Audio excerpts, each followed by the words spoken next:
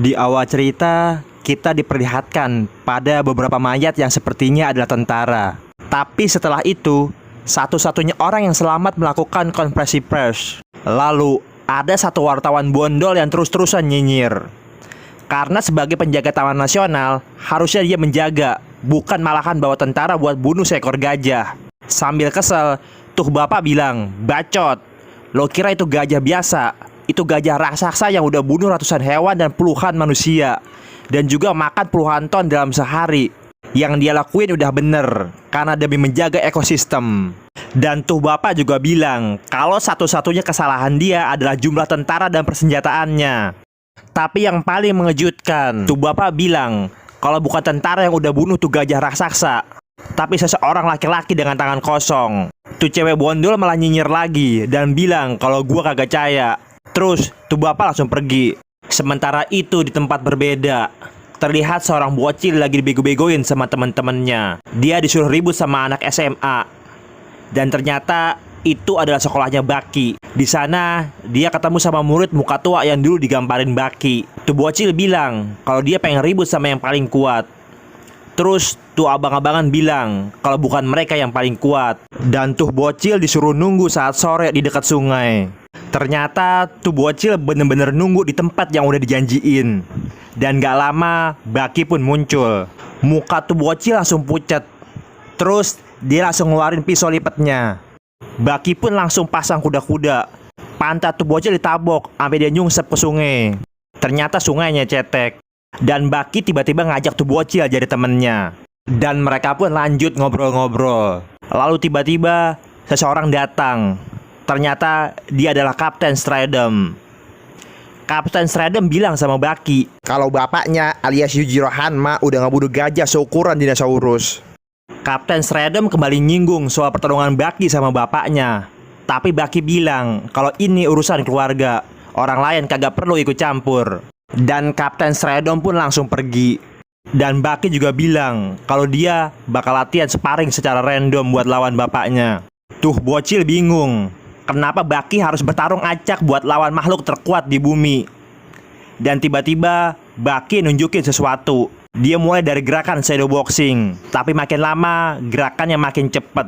Dan tiba-tiba tuh bocil merasa lihat sesuatu. Musuh bayangan Baki bener-bener nampak. Dan dia adalah legenda tinju Iron Mike. Tuh bocil dan teman-teman bocilnya heran kenapa Baki bisa luka. Terus Baki kasih tahu dikit tentang kekuatan imajiner. Dan Baki pun pulang ke rumah bareng sama tuh bocil. Di rumahnya, tuh bocil nanya sama Baki apa yang lebih kuat dari gajah seukuran dinosaurus. Terus Baki ngajak tuh bocil ke ruang bawah tanah dan bilang kalau lawannya ada di sana. Tuh bocil kaget. Ternyata lawan yang dimaksud Baki adalah seekor belalang sembah alias cengcorang. Baki bilang kalau serangga adalah hewan yang luar biasa. Serangga bisa ngangkat beban yang 10 kali lipat dari berat badannya. Dan jika serangga berat 100 kilo, maka mereka adalah monster. Baki pun langsung melawan musuh imajinernya. Gerakan Baki semakin serius. Sampai-sampai tuh bocil seakan melihat apa yang Baki lawan. Baki terus-terusan hajar tuh cengcorang. Tapi semuanya sia-sia. Malahan Baki yang dibuat keteteran. Tapi akhirnya Baki pun bisa menemukan celah bagaimana cara melawan dan mengalahkan musuh imajinernya. Kapten Stradom pun menemui Yujiro Hanma. Ternyata doi lagi renang di kolam dengan arus air 20 km per jam. Roman-romannya doi girang banget main air. Udah kayak bocah. Stradom pun bilang kalau Baki semakin hebat karena Baki udah ngalahin belalang hayalan seberat 100 kilo. Tapi tiba-tiba Yujiro malah ngakak. Sementara itu di tempat berbeda, Presiden Amerika George Bush sedang melakukan arak-arakan. Tapi tiba-tiba dia diculik oleh seseorang. Dan orang itu ternyata adalah Baki. Ternyata Baki sengaja melakukan hal itu karena permintaannya pada presiden adalah dia ingin ditahan di tempat yang sama dengan biskuit Oliva. Permintaan Baki pun dikabulkan dan dia langsung dipenjara di tempat yang dia minta. Dan setelah berbagai proses administrasi, kepala penjara bilang sama Baki kalau Oliva udah nunggu dia. Baki pun langsung disuruh ke kamarnya. Ternyata Oliva udah tahu maksud Baki kalau Baki mau jadiin dia batu loncatan buat ngelawan bapaknya. Olipa bilang kalau di sini dia adalah nomor 1 dan Baki belum pantas buat ngelawan dia. Baki kesel dan muka Olipa langsung ditabok, tapi kagak ngepek. Terus Olipa bilang kalau minggu depan dia bakal tanding sama si nomor 2 dan Baki akan jadi teman sekamarnya. Pas sampai di kamar, Baki pun kaget. Ternyata ada legenda tinju Iron Michael. Tapi yang membuat Baki lebih kaget adalah saat Iron Mike bilang kalau di sini dia gak masuk 10 besar. Sampai pagi, Baki masih mengira-ngira siapa sebenarnya si nomor 2. Dan ternyata orangnya tidur di dalam lemari. Baki pun langsung ngajakin dia ribut. Tapi tiba-tiba polisi datang dan ngumpulin semua narapidana. Tuh Polokis nyerocos terus. Tapi Baki dibuat heran karena si nomor 2 asik aja ngudut. Di ruang makan, Baki tambah heran karena cuma si nomor 2 yang dikasih makanan beda. Dan saat makan, ada satu orang yang mau ngajakin si nomor 2 ribut. Tuh orang pamer bisa belah sendok pakai tangannya. Terus si nomor 2 langsung bengkokin sendok, udah kayak Deddy Kobujer. Tuh orang jadi kesel, terus mejanya langsung ditebalikin. Tapi anehnya, si nomor 2 malah kasih dia pistolnya Polokis. Tapi belum sempat nembak, bijinya langsung diberi. Si nomor 2 ngajak tuh orang ribut di tempat lain. Terus tuh orang kupingnya langsung digeprek. Udah gitu kupingnya dikilik-kilik pakai rambut. Tuh orang langsung ambruk. Dan si nomor 2 langsung pergi ninggalin tuh orang. Udah gitu dia malah dimatiin sama Polokis. Setelah itu Baki kembali provokasi si nomor 2. Tapi Polokis keburu datang dan Baki kali ini dihukum. Doi dimasukin ke sel khusus dan tangannya diikat ke belakang secara menyilang. Tapi saat jam makan, teman sekamar Baki yang aki-aki datang bawain Baki makanan. Terus tuh aki-aki ceritain siapa si nomor 2 yang sebenarnya. Si nomor 2 nama aslinya adalah Che Guevara dan dia adalah seorang presiden di suatu pulau tak dikenal. Awalnya dia adalah seorang bajak laut. Tapi karena dia ngelihat kesenjangan yang ada di pulaunya, makanya dia melakukan pergerakan. Sebenarnya pergerakan Guevara dan kelompoknya udah kecium Presiden George Bush. Tapi Guevara udah lebih dulu nyusupin anak buahnya. Bahkan Guevara juga berhasil bajak rumahnya Presiden George Bush. Dan yang lebih mengagetkan, ternyata Guevara ada di penjara ini karena punya tujuan yang sama dengan Baki, yaitu mengincar Oliva. Tuh aki-aki juga bilang kalau di dunia ini ada 3 orang yang selalu diawasi pakai satelit.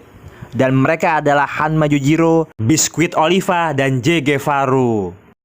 Lagi enak-enak ngobrol, tahu-tahu Polokis datang. Terus tangan tuh aki-aki diberi. Baki kagak terima. Topi tuh Polokis langsung diembat. Ternyata doi botak. Tuh Polokis thanksin, terus mau nabokin Baki.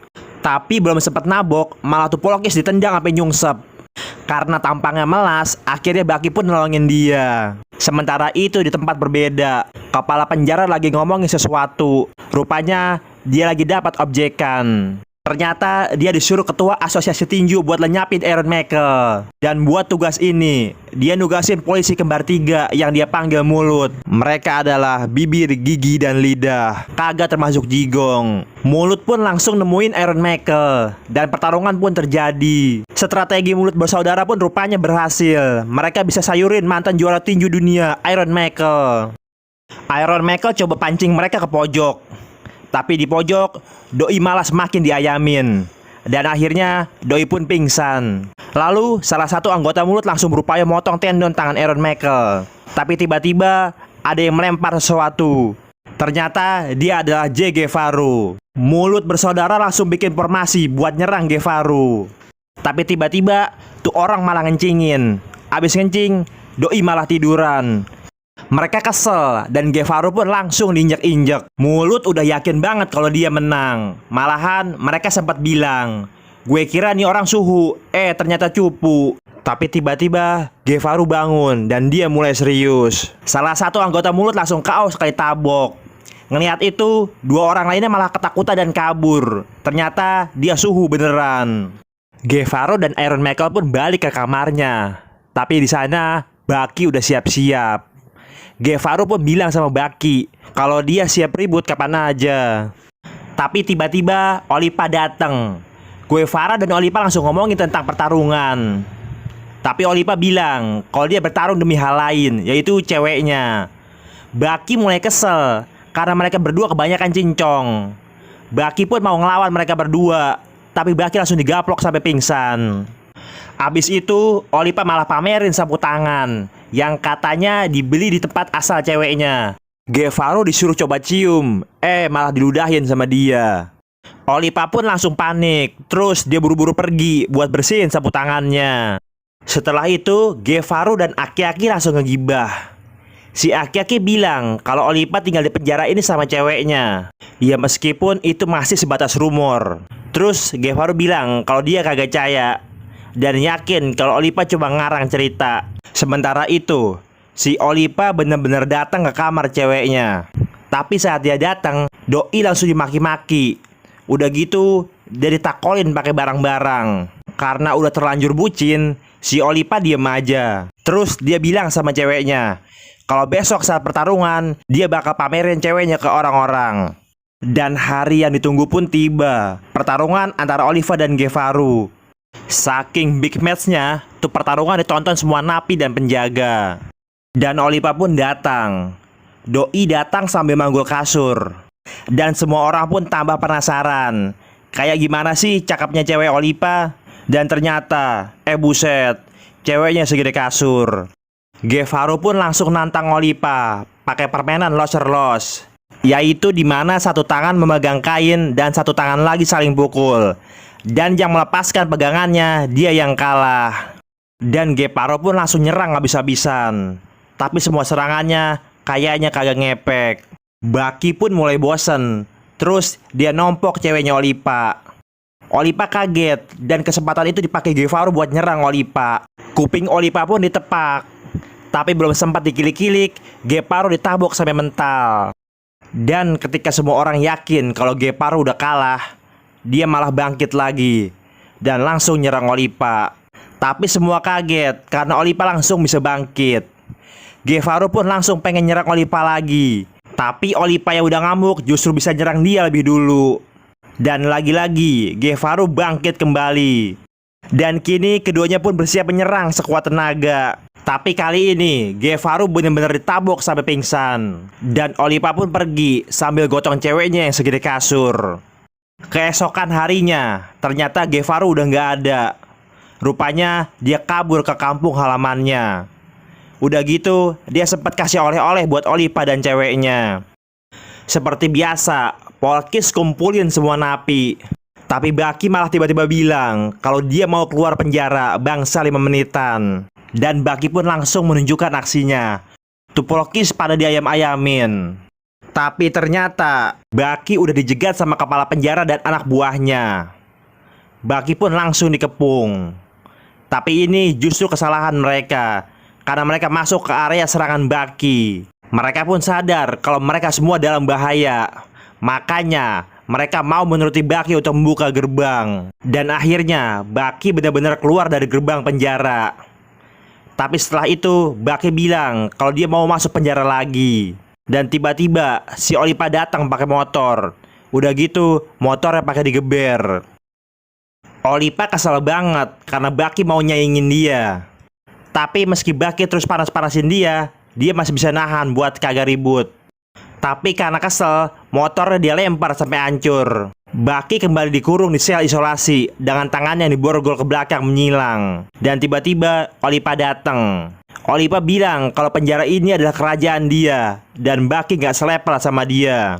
Terus Baki langsung dikencingin. Mana kencingnya banyak lagi. Tapi Baki malah ngeledekin. Terus bilang kalau nanti Olipa bakal mohon-mohon biar bisa ribut sama Baki. Karena ingat omongan si Baki, Olipa pun jadi kagak nafsu makan. Terus dia nemuin kepala penjara. Olipa bilang kalau dia pengen bertanding sama Baki dan pengen undang presiden, sekaligus nyarin pertandingannya ke seluruh dunia. Dan Olipa pun langsung nemuin Baki di penjara isolasinya. Olipa bilang kalau 2 minggu lagi dia akan bertanding sama Baki.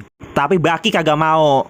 Dia mau ribut sekarang juga. Dan Baki pun langsung nendang Olipa. Olipa yang kesel pun langsung gaplok Baki sampai temboknya jebol. Baki mulai serius. Dengan teknik khusus dia bisa ngelepas borgol dengan sendirinya. Baki langsung nyerang Olipa, tapi malah tangannya ditangkep. Terus Baki diputer-puter kayak jemuran. Baki dihantam ke tembok beberapa kali. Terus dia langsung dilempar ke bawah. Baki langsung bangkit dan nyerang balik ke Olipa, tapi malah kakinya ditangkep.